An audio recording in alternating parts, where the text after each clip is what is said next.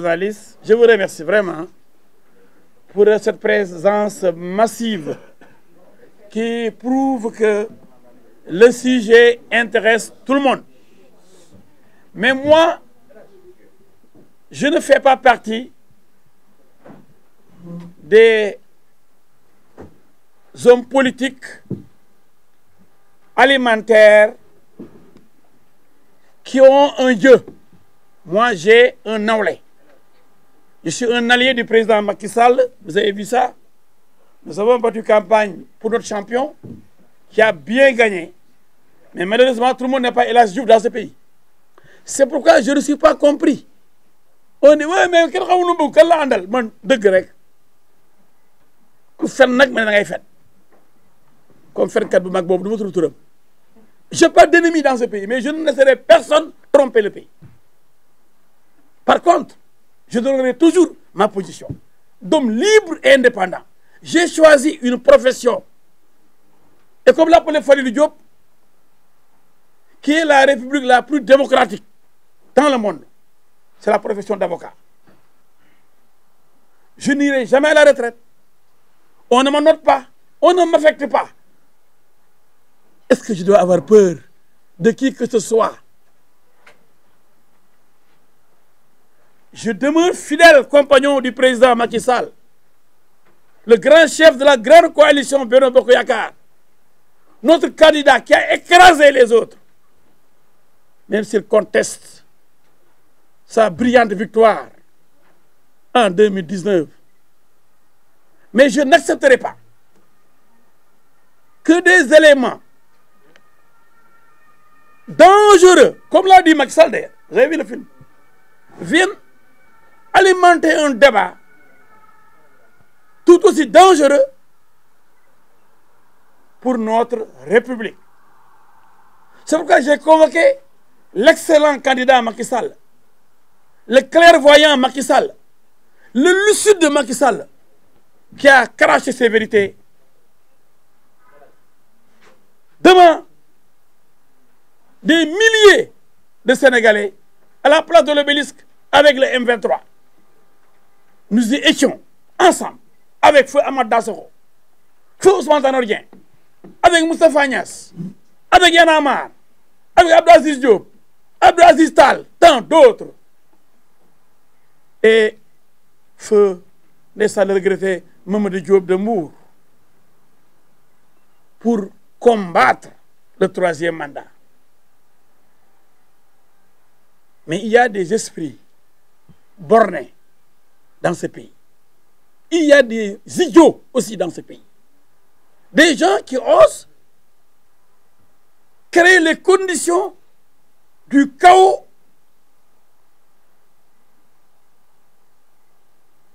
social au Sénégal. Le président Macky Sall ne briguera jamais un troisième mandat. Et il ne l'a jamais dit. Qu'on arrête ce débat. Et il a dit, si vous êtes intelligent, il a répondu à Babacar Fall. Il dit, l'année dernière, à cette date, on m'avait posé la question et j'avais donné la réponse. Qu'est-ce qu'il avait dit l'année dernière? Que j'ai fini, que si j'ai fini un mandat et il me reste un deuxième, si les Sénégalais me font confiance. Et donc, en fait, ce qu'on appelle nous, chez les avocats, renvoi. Il a renvoyé le journaliste Babacar Fall à la réponse qu'il avait donnée en 2018. Et il dit qu'il a dépassé cette réponse, c'est terminé. Comme l'avait dit, il lui-même le répète, Cheikh Yansi. Macky Sall a déjà répondu à cette question. Peut-être qu'il a des craintes aujourd'hui de revenir sur sa position, comme il le dit, peut-être il a ses raisons. Il aurait dû être plus clair, en fait, en martelant ce qu'il avait dit, en le répétant, mais il n'a pas voulu le répéter. Bon. Maintenant, les autres, je n'ai pas cité, je n'ai pas les nommés, hein, qui racontent n'importe quoi pour faire plaisir à Macky Sall. Je donne l'élément de Macky Sall qui dit à Abdoulaye Wade, n'écoutez pas ceux-là qui vont vous mettre dans le trou. dans la tombe et qui seront les premiers à vous quitter au moment où le navire va chavirer. Regardez ceux qui sont aujourd'hui autour de Macky Sall. Ce sont ceux-là qui étaient les farouches partisans du troisième mandat, de la troisième candidature de Abdoulaye Wade. Ils l'ont tous quitté maintenant. Ils ne vont pas reconduire cette stratégie. Encercler Macky Sall, l'amener aussi au trou. Lui avertissait Abdoulaye Wade. Et Macky est un homme averti. Et je sais pertinemment qu'il ne va pas accepter d'être sacrifié par une bande de mercenaires politiques. J'ai vu dans les réseaux sociaux, dans les débats à la télé et à la radio, lui-même dit, j'ai réglé le problème. Il dit, c'est moi qui ai écrit la Constitution. Je suis à mon premier mandat. Et des gens, comme au Sénégal, on aime interpréter. Oui, le mandat est de 5 ans. Ça, c'est la durée. Réduite de 7 à 5. Point à la ligne, ce n'est pas la même phrase. Nul, lui-même dit toutefois, nul ne peut obtenir plus de 2 mandats consécutifs. On ne parle plus de 5 ans, on parle de mandat seulement. Si on avait dit nul ne peut faire plus de 2 mandats de 5 ans consécutifs, là, il aurait commencé son premier mandat de 5 ans actuellement. On n'a jamais dit, et lui-même le sait, il le répète. Mais gars, on ne peut pas être plus royaliste que le roi. Le roi a dit, j'ai rédigé ma constitution. Et lui-même, ici, 2001, il est retourné jusqu'à 2001. Et il dit, depuis 2001, il a dit ça aux journalistes français, on a limité le mandat, les mandats à 2. Et quand il est venu, il a réaffirmé le principe, il a seulement réduit la durée. Qu'est-ce qui est donc change? Il lui-même le dit. Mais il y a tellement de je ne trouve même pas le terme. Les laudateurs, les griots, entre guillemets, du président, les yambars du président, hein, des esclaves du président, des gens qui n'ont aucune dignité, que Macky a droit à un 3e mandat. Il faut que ça soit clair. Macky Sall, mon candidat, lui-même l'a dit, répété, répété, à plusieurs occasions. Et il dit que lui-même a rédigé sa propre constitution. Et je l'ai accompagné. Nous avons battu campagne pour le référendum en 2016. Et nous avons obtenu le oui majoritaire. En 2019, justement, nous avons battu campagne avec ces éléments. Regardez ce qui a été écrit ici. 2e mandat. 2e mandat. Au premier tour. 2e mandat au premier tour. Et quelqu'un nous dit à la télé avant-hier, il vient de démarrer son premier mandat. Donc le premier mandat de 7 ans était un entraînement. Un mandat entraînement. Un second mandat. Ils vont convoquer les zouankers, les mercenaires, des professeurs à la retraite, retraités, qui n'ont plus rien, et qui sont des mercenaires, qui vont écrire n'importe quoi, en encaissant des millions pour raconter leur vie, pensant que c'est des grands juristes. C'est faux. 2e mandat au premier tour. Et ça, c'est le président. Lui-même en était conscient, comme il l'a dit. Ensemble pour une majorité présidentielle à laquelle j'appartiens. J'appartiens toujours à Benno Bokk Yakaar et je suis aujourd'hui le coordinateur de la sous-coalition groupe hors coalisé Liberté et Responsabilité LAIR. Parce que quand nous sommes venus à Benno Bokk Yakaar en 2012, entre les 2 tours, il y avait les candidats Moustapha Niasse avec Benno Siggil Sénégal, Benno ak Tanor, Idi Faure présidente et Macky 2012 qui ont constitué Benno Bokk Yakaar. Moi, je faisais partie de Benno Siggil Sénégal avec Moustapha Niasse. Au second tour, nous avons soutenu avec Benno Bokk Yakaar la candidature de Macky Sall. Mais après 2012, bon, Moustapha Niasse n'était plus candidat. Donc, nous ne voyons plus la nécessité d'être derrière Moustapha Niasse, qui n'est plus candidat, n'est candidat à rien. Et nous avons quitté Benno Siggil Sénégal, comme tant d'autres. Et c'est le groupe des hors-coalisés, des gens qui n'appartiennent à aucune coalition. Finalement, on a créé une sous-coalition du GHC, groupe hors-coalisé, l'air, liberté et responsabilité. Et aujourd'hui, je suis devenu le coordinateur de ce groupe de plus de 16 partis politiques. Il y a Lanning Savané, il y a Wali Fall, il y a Pape Diouf, ancien ministre, avec son parti, il y a Thiongan, avec son mouvement, il y a Aké Fares, le PEP, il y a d'autres partis, il y a Émilie Zalé avec son parti. Donc il y a plusieurs partis, il y a Souleymane Sey. Hein? Donc ils sont nombreux, il y a les David, il y a les Djouma Diakhaté qui sont dans notre coalition. Je suis aujourd'hui le coordinateur et je demeure le coordinateur de cette sous-coalition. Nous sommes donc plus que jamais derrière le président Macky Sall pour le soutenir, pour réussir son mandat, pour quitter avec les honneurs, avec un bilan positif. J'ai suivi mon ami, l'un des meilleurs Sénégalais, et je vous l'ai dit, je le connais, c'est l'un des meilleurs fils de ce pays. Il s'appelle Mamadou Ndoye de la LD. L'un des plus brillants esprits de l'Afrique. Je l'ai trouvé dans son bureau à l'époque à Paris. Il y avait les secrétaires, les chevaux, des Toubabs.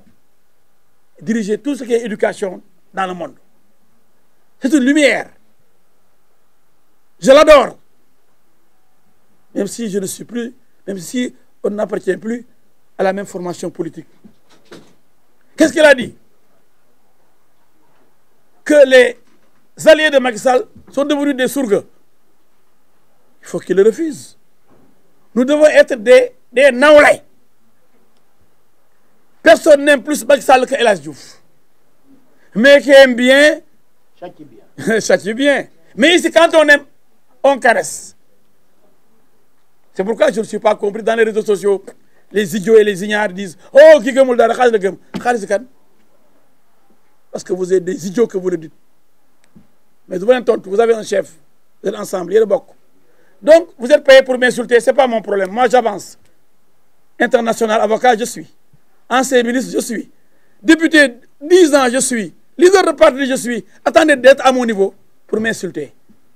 Attendez que vos parents soient à mon niveau pour m'insulter. Passez tout votre temps à m'insulter. Vous qui êtes dans les réseaux sociaux, vous êtes en train de dérouler. C'est votre métier, vous êtes payé pour ça. Allez-y.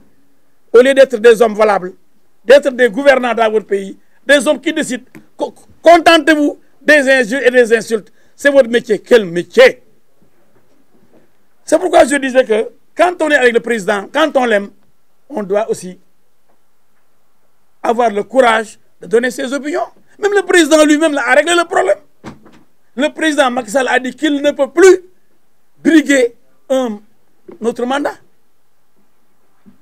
Il l'a dit, il l'a réitéré, il a dit plusieurs fois. Voilà un homme très lucide et jeune et de son temps, de son époque. Donc, il a averti, je ne ferai pas un troisième mandat. Et je me rappelle, à l'époque, à l'appel de l'Obélisque, était à mes côtés, quand il disait, avec t-shirt beige marron, qu'une troisième candidature n'aura pas lieu ici. Il menaçait Abdoulaye Wade. Ce n'est pas cet homme-là qui est digne qui va revenir sur ça. Non, ce n'est pas possible. Macky Sall, c'est un ingénieur. Il n'aime pas parler. Peut-être c'est pourquoi il ne parle pas beaucoup. Mais il agit. Et il sait que face à la postérité, il doit bien soigner son image. C'est pourquoi je n'ai pas peur, moi, El Hadji Diouf de Benno Bokk Yakaar, El Hadji Diouf de la coalition Benno Bokk Yakaar, de la coordonnateur de la sous-coalition LAIR de Benno Bokk Yakaar, El Hadji Diouf, patron du Parti des travailleurs et du peuple. Je n'ai pas peur de dire ici devant vous tous que le président Macky Sall ne se présentera pas pour un troisième mandat. Il faut que ça soit clair. Vous avez vu son ancien ministre de la Justice, lui-même rédacteur de la Constitution. Quand on lui a posé la question, est-ce que nous sommes devant le dernier mandat du président? Il dit en principe. En principe. Parce que les gens, souvent, ils ne sont pas courageux. Pourquoi ne devait-il pas dire oui? Mais en principe aussi, ça veut dire que oui. Ça veut dire que le principe qui est établi, quand un constitutionnaliste dit en principe, mais il ne dit pas le contraire. Mais nañ bàyyi ci suñu réew mi ñaam ak ñàkk jom ñaam ak ñàkk fula nit rek la mën a nekk kenn du ko lekk nit day am personnalité kenn weddul li président Macky Sall fu ñàngee ba ñàng maay taxaw jël défense am parce que maa ko bëgg sama xarit la ak lu ma ciy dégg lépp nag kenn li ma ko defaan kenn défense ko Sénégal gi ku mën a joxe le contraire na ñëw taxaw ni yow El Hadj Diouf am na keneen ku la ko redéfendre ci waxuma défense dof de mais défendre ko ci ay arguments yu wóor ci point yëpp rek laa wax l'homme du 23 juin Me El Hadj Diouf moom moo taxaw tout le temps de défendre Macky Sall ndax gëm ni Macky Sall moo gën ci Sénégal ñi fi sóob yëpp ku leen jox réew mi tey jaay nañ pétrole bi ñeneen complot nañu gars yi ba pare ñooñu di leen financé ci suuf ñuy laaj pétrole bi di attaqué nit ñi te teguñu ko fenn kon gàccee gaalama suñu candidat bi bu gagné te muy liggéey ñëpp teg seen bët mais nag toujours dañ ni am noon bu nitee moo gën am xarit bu dofee xaritu dof ba wóorul ndax fi mu nekk ni Macky Sall jaratul dërëm ci dëkk bi ñëpp a ngi ko teg loo xam du dëgg naan dafa bëgg a dem 3e mandat te man xam naa du dëgg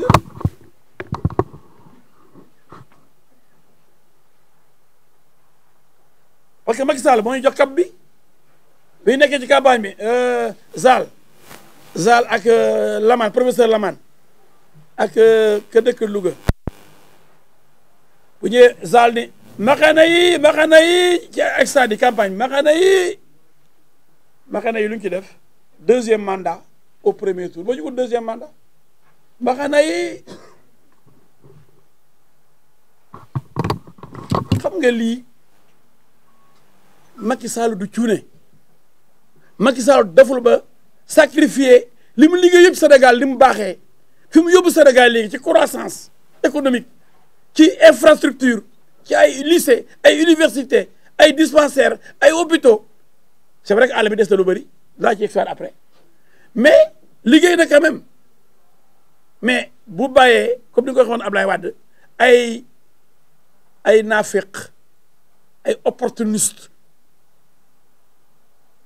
ñëw naan ko non président jël ay mots ay français ay mots di ci bëgg a def ay débat non dañuy 5 ans donc 5 ans bi à la ligne kon bii lay wax moom mu taxaw bind ne maa bind comme Wade li waxoon ne maa verrouillé ne maa waxoon waxeet Macky Sall dana ñeme na ko waxeet dafa am jom du ko def kon débat bi c'est terminé dama bëgg tey débat bi jeex ngeen dem bu ngeen demee ngeen El Hadj Diouf jeexal la débat bi nee na Macky Sall du ñëwaat pour un 3e mandat parce que tontu woon na ci bu yàgg tontu war ci te nit jom la nit ngor la ci xale la ëllëg mën na ñëwaat mais Poutine dafa demoon jox Medvedev ñëwaat Macky Sall li mu def ni mu rafetee ni mu bëree macha allah ni mu amee solo li mu indi ci réew mi li mu yëkkatee réew mi kooku bu demee bu ko neexee mu ñëwaat ak doole ñëpp koy réclamer mu ñëwaat waaw kon nag lu fi jar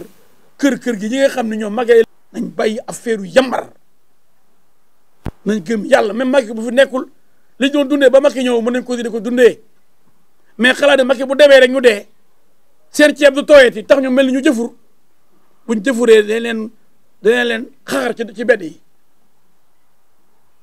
buñ jëfuree ñu xaxara leen il faut que ça soit clair donc maa ngi adressé wu aussi bien aux membres de Benno Bokk Yaakaar bi ma bokk ñu ngi ni que aux populations sénégalaises Macky Sall waxam du denc wax na ko kon bu leen sonal nit ñi nañ bàyyi débat bi Macky moo la gën a xam ni comme ni mu ko waxee bu nee damay dem kon marche yi ci dëkk bi day jaxasoo wax na ko sax wax na ko Babacar Fall bu ma nee oui damay dem sama gars yi duñu liggéey bu ma nee non marche yi ñëw